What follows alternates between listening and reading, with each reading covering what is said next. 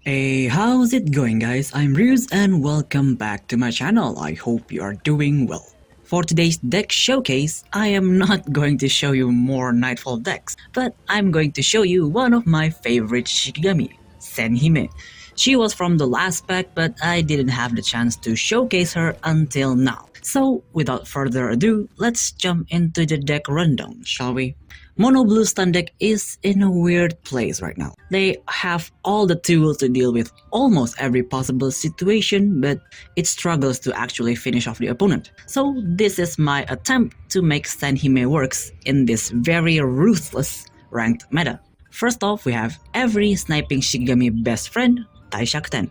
As usual, you will be using him to keep your opponents at bay by taking advantage of Holy Child's ability of copying targeting spells, then use Holy Nation to keep your opponent big Shikigami from dealing any damage. Then we have 10 good deeds to instant kill any Shikigami that has Lotus attached.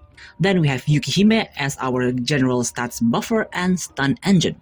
We can continuously stun the opponent with Spying Eye. If you don't like the RNG of free hand, you can remove it and replace it with any other cards, but we have so many stun cards, I find it really good as a one-off. On a good day, you can kill at least 3 Shikigami using this card. Then we have the SSR. The SSR is quite strong against today's meta because they have a lot of big Shikigami that we kind of struggle to remove, so we can just stun them instead. Then we have Yuki as our offensive Shikigami. The more you can stun the opponent, the bigger the SSR will be. The Evolve is also ridiculously powerful as a finisher. You can easily shave off 20 to 30 health with it. Then we have Senhime as our sniping Shikigami and AoE damage. She's honestly great. She can attack from the back, she can summon a free blocker every turn, and she has 2 powerful targeting spells. Her SSR also punishes your opponent if they remove her summon. So, for this deck, I made a simple hand priority guide. Here it is. You generally want to keep Holy Child and Spying Eye in your starting hand. Holy Child is higher on the priority though. Then we have Frostwind. Frostwind is good for mid to end game when your opponent has big Shikigami but leaves the combat zone empty. Tied in Slumber is just instant kill for any Shikigami that has 5 or less health. And you also get a free blocker with 5 attack. And for the finisher, you want to keep Ever-Living Tides in your hand because that is the most powerful and useful out of the finisher we have. Free hand is good for when you have skill imitation, and when the snow melts gets better the longer you drag out the game. And that's it for the deck rundown. The deck still works like the old version, but this has more power. I also tried experimenting with Tanuki, but he's just really slow and not worth the payoff. Anyway, let's move on with the replay. As usual, our first match will be against Nightfall decks. This time it's the Yasha variant. This is pretty much my standard of judging whether the deck is strong enough to withstand the current ladder, but if you're sick and tired of seeing Nightfall matches, you can skip to the second one. I promise you, the second match is such a fun one. We're going second this time, which is not really ideal, especially against Nightfall. And they literally had the best first turn because they activated Kinnara's form and also draws a card with Prologue. On our turn, we're just going to put Spying Eye on Yukihime and pass. We don't want to attack because we don't want to make them gain Nightfall. On their turn, they activate Underworld Sea. That's interesting but very effective against us because they can just kill our shell and gain Nightfall. That is a really smart tech option.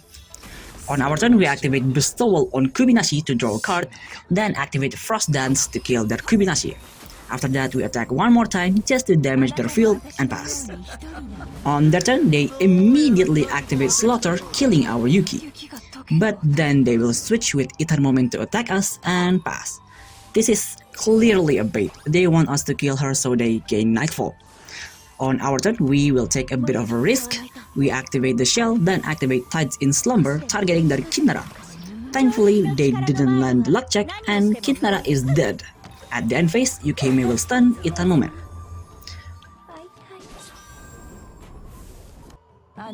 On their turn, they will take the risk and kill our shell with Yasha and pass.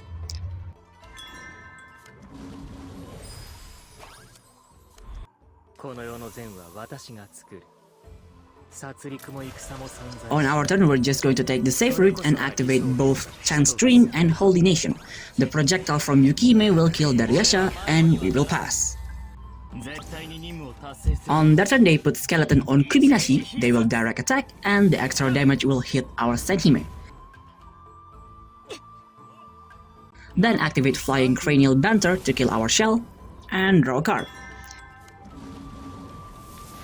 Because they already have 5 Nightfall, they activate Quiet Chatter to get 2 Nightfall related cards and pass.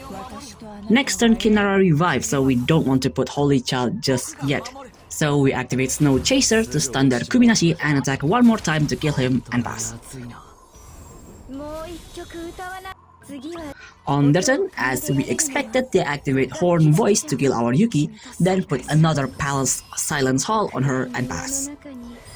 If we rushed to put Holy Child last turn, we would have wasted it without doing anything.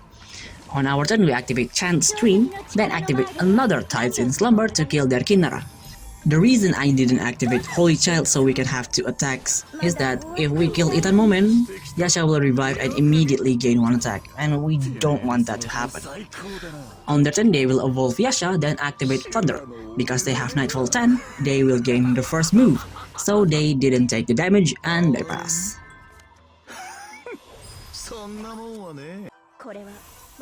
Now this is the perfect time for Holy Child because we drew Skill Imitation. This will let us to restrict their moves without killing their Ethan Moment. We also activate Kurikara Maru just to damage them a bit more.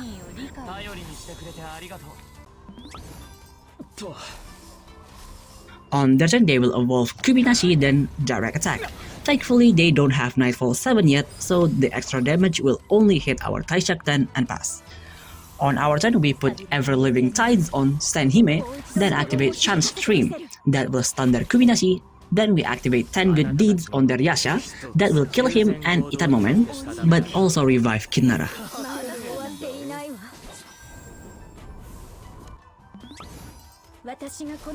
On their turn, they top deck Kinara's Evolve, but didn't land the luck check. Thank fuck for that. Destroy Projectile will hit the shell, that will trigger Senhime's skills and deal 2 damage AoE. Then they activate End No Return just to kill our Senhime. With that spell, they finally reach Nightfall 10. Here's the neat thing about this deck. This deck is really good at control. We're not really afraid of Nightfall 10 unless they high roll with Yasha, of course. We put When the Snow Melts on Yuki, then activate another 10 Good Deeds to kill their Kinara and Kubinashi.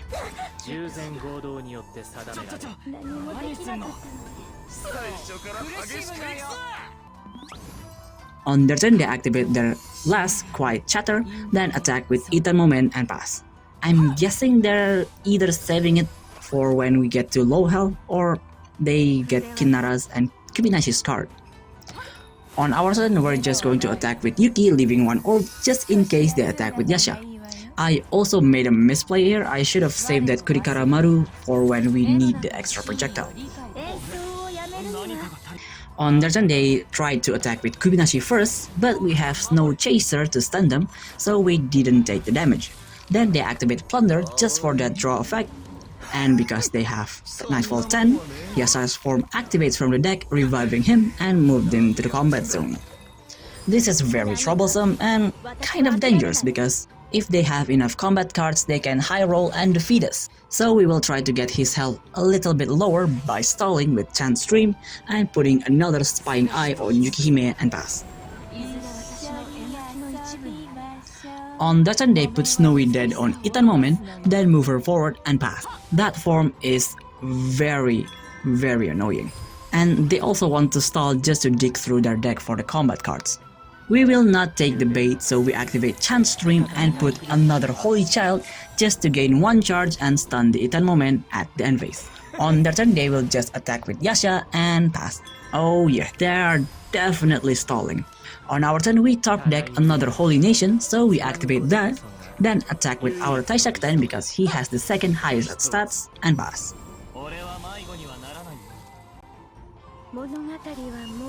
On their turn, they activate Ethan Moment's Evolve, and now they have our Wozu's SSR on standby.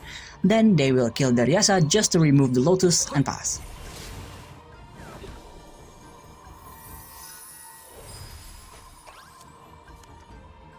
On our turn, we need to trigger Itamomo's ability now or else it's going to be very annoying. So we activate Frost Wind, Frost Dance, then attack one more time to completely reduce their health.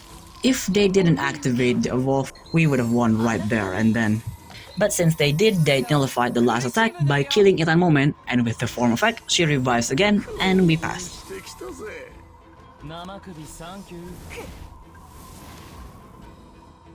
On their turn, they activate Entangling Attack just to remove the Lotus from Itamomo, then activate Snow Weaving to revive herself and stun our Yuki.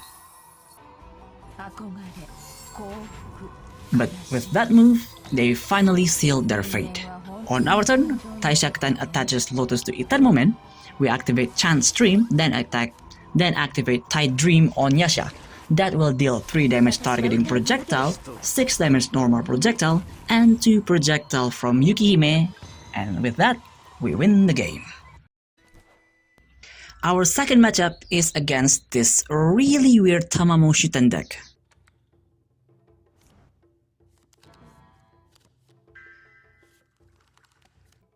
And we get the second turn again, but our hand is looking pretty nuts. The only thing we need is the Holy Child. They get the first turn, and of course they have Kingyo's level 1 spell, and they get the invocation and pass. On our turn, since we're fighting against aggro, we also need to play a bit more aggressive. So we put Spying Eye, then hit their face with Yuki and pass. At the start of their turn, Kingyo will attack. Thankfully her combat card got nerfed so they failed to kill our Yuki. But then they activate Soul Strike, killing our Yuki, then activate Blood Strike, gaining back their health to full and pass. Nice comeback, but they use Kingyo, so I will take back that praise. We need to get rid of their Kingyo, so we activate Chant Stream, then activate Tide Dreams to kill their Kingyo, and pass. On their turn, they activate Drunken Inspiration to draw a card, then use Shuten to remove our shell and pass.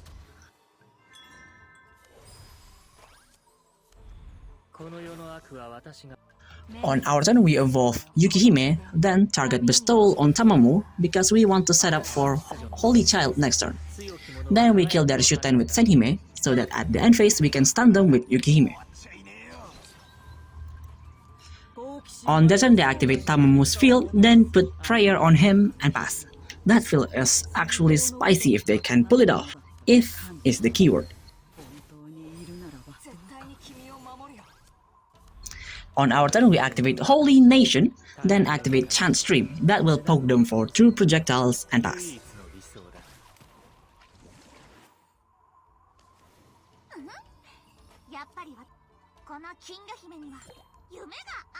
On their turn, they activate another Kingyo spell, then activate There Are Fishes Here.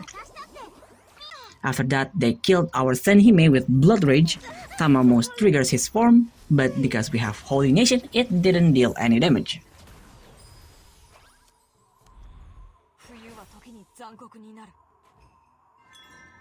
On our turn, we're just going to attack with Yuki and pass, leaving 1 orb before passing because Shuten revives next turn. At the start of their turn, Kingyo heals Vampira. They tried to attack with Vampira, but we have Snow Chaser, so it stunned Vampira, and Yuki didn't take any damage. Then they activate Kingyo's Evolve, that will buff Vampira and triggers Tamamo's skill, and they will pass.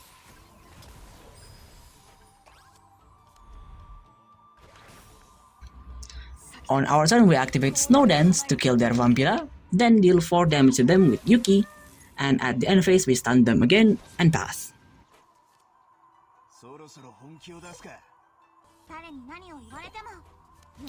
On their turn, they top deck Kingyo's SSR. Then they heal themselves and gain 5 shield. This is so annoying. We don't have any way to deal with Kingyo right now. So we do what we can. We put Senhime level 2 form, then activate Chant Stream. Then activate Tide in Slumbers targeting Kingyo, then we manage to poke them just for 2 damage with Senhime and pass.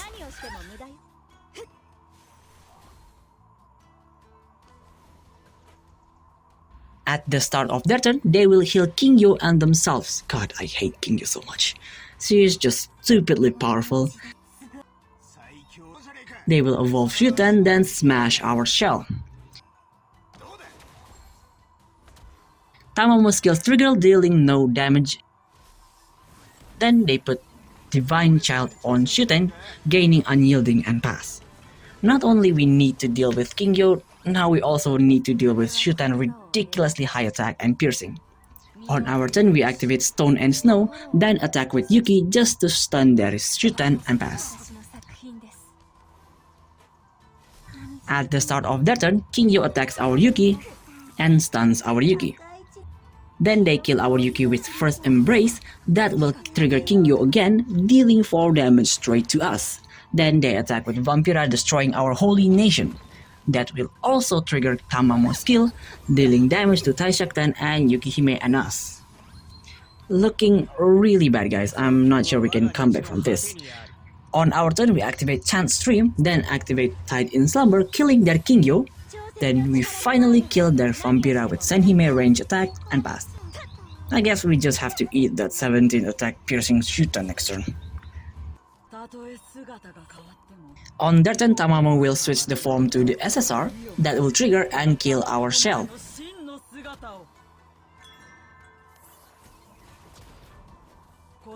Then they activate Blazing Snow, almost destroying our field, but the form activates again and destroys our field and kills Yukihime.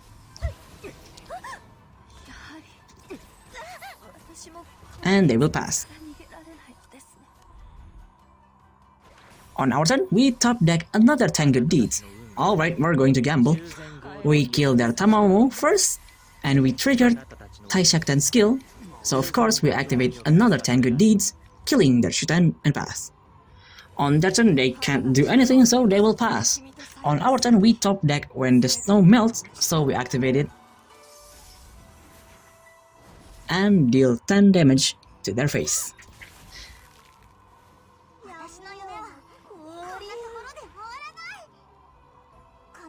On their turn, they put another SSR on Kingyo, buffing Vampira. Then they also evolve Vampira and pass. If we can top deck just one combat card, we can win. We didn't, so we gamble with freehand and it hits Kingyo. Very nice, right on the spot. Then punch them again for another 11 damage and pass. This is looking up for us. On their turn, they activate Madness and pass. I'm pretty sure they could have won if they attack, because they have piercing. But I done. We can finish them off with Senhime range, so we activate Chant Stream, then Tide Dreams on Tamamo. That will kill... Huh? What the hell was that? I have never seen anyone bring that card. Ever. Am I going to lose because of that one tech card? Yeah, nah. We can't get fast Shuten, and attacking with Senhime will only make his attack bigger. So we have to just pass and accept our fate.